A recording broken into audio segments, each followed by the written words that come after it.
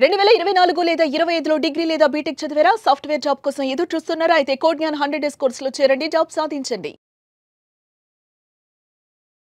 మీ దగ్గర స్టూడెంట్స్ చాలా మంది అయితే మీ దగ్గర ఉన్నటువంటి కంపెనీస్కే ఎక్కువగా వెళ్తూ ఉంటారు. అంటే డ్రైవ్స్ కండక్ట్ అయిన ప్రతిసారి వెళ్తూ ఉంటారు. వాళ్ళకి ఏంటంటే జాబ్ ఆఫర్ అనేది వస్తుంది. బట్ కొంతమందికి ఆ డైలమా ఉంటుంది. ఆ జాబ్ అనేది మనకు వచ్చిందా లేదా అనుకున్నటువంటి డైలమా కూడా ఉంటుంది. ఆఫర్ వస్తే జాబ్ వచ్చినట్ల మనం ఎలా కన్ఫర్మ్ చేసుకోవాలి దాన్ని? ఒక కంపెనీ నుంచి ఆఫర్ లెటర్ వచ్చింది అంటే తను ఆ జాబ్ కి సెలెక్ట్ అయినట్టండి. కానీ ఆఫర్ లెటర్ తో పాటు జాయినింగ్ డేట్ రావాలి. Okay, so and so date న మీది జాయినింగ్ అని చెప్పి రావాలి. అట్లా రాలేదు అంటే గనక మీరు జాబ్ వచ్చినట్టు కాదు. ఓకే, మీరు సెలెక్ట్ అయ్యారు, బట్ ఇంకా పాసిబిలిటీస్ ఉన్నాయి. అంటే ఇప్పుడు ఏమవుతుందంటే మీరు 2 years 3 years బ్యాక్ వాళ్ళకి కూడా ఇప్పుడు రీసెంట్ గా TCS 2 years బ్యాక్ వాళ్ళకి ఇప్పుడు జాయినింగ్ ఇస్తుంది. 2 years వెయిట్ చేస్తూ ఉండలేరు కదా.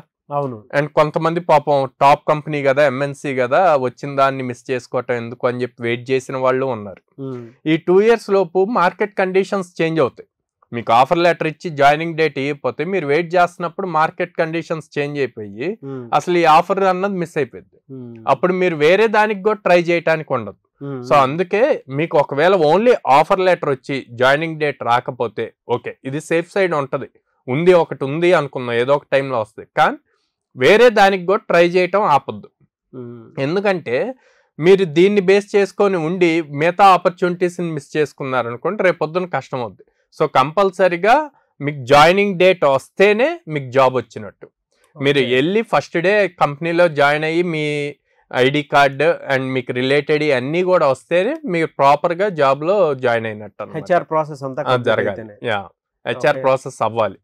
సో అలా అవ్వకపోతే గనక ఇప్పుడున్న మార్కెట్ కండిషన్స్ కి ఎందుకు ఇప్పుడు ఈవెన్ మా కంపెనీస్ లో మేము ఏదైతే అసోసియేట్ అయి ఉన్న కంపెనీస్ లో కూడా లైక్ ఎప్పుడైతే 1 year బ్యాక్ అసలు మార్కెట్ బాగాలేదో ఇంటర్వ్యూస్ జరిగాయి, నైట్ హోల్డ్ అయిపోయాయి.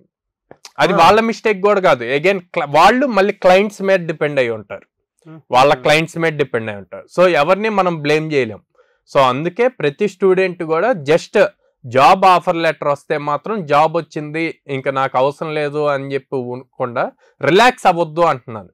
రిలాక్స్ అవ్వకుండా మీరు నాలెడ్జ్ ఇంక్రీజ్ చేసుకుంటూ ఉండండి, కోడింగ్ నేర్చుకుంటూ ఉండండి, అండ్ వేరే కంపెనీస్ కూడా ట్రై చేయండి. బ్యాకప్ పెట్టుకోవడం. సో ఆ కంపెనీస్కి అప్లై చేయండి, వేరే కంపెనీస్కి. అందులో జాయినింగ్ డేట్ వచ్చేస్తే ఇది వచ్చింది కదా అని చెప్పి మళ్ళీ దాన్ని వదిలేయకుండా అది జాయిన్ అయిపోమంటారు. మీకు సేఫ్ సైడ్ ఉంటారు.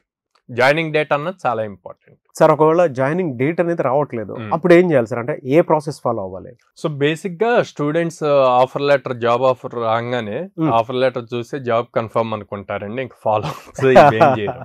సో ఇక్కడ నేను ఒక ప్రొసీజర్ చెప్తాను. ఏంటి అంటే మీకు జాబ్ ఆఫర్ లెటర్ మెయిల్కి వస్తుంది. సో ఆ మెయిల్లో ఖచ్చితంగా HR మెయిల్ ID ఉంటుందండి.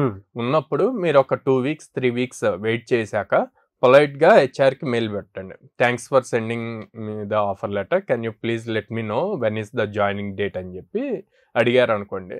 అప్పుడు వాళ్ళకి కూడా మీకు ఈ జాబ్ లో ఇంట్రెస్ట్ ఉంది అన్నది తెలుస్తుంది. అండ్ వాళ్ళు వాళ్ళ మేనేజ్మెంట్ తో మాట్లాడి ఒక టెంటేటివ్ డేట్ అన్నది మెన్షన్ చేస్తారు, కన్ఫర్మ్ చేస్తారు. సో దాన్ని బేస్ చేసుకొని మీరు దాని మీదే డిపెండ్ అయ్యి ఉండాలా, లేకపోతే ఇంకో జాబ్ ఆఫర్ చూసుకోవచ్చా అన్నది కూడా మీకు క్లారిటీ వస్తుంది అనమాట. చాలా ఇంపార్టెంట్.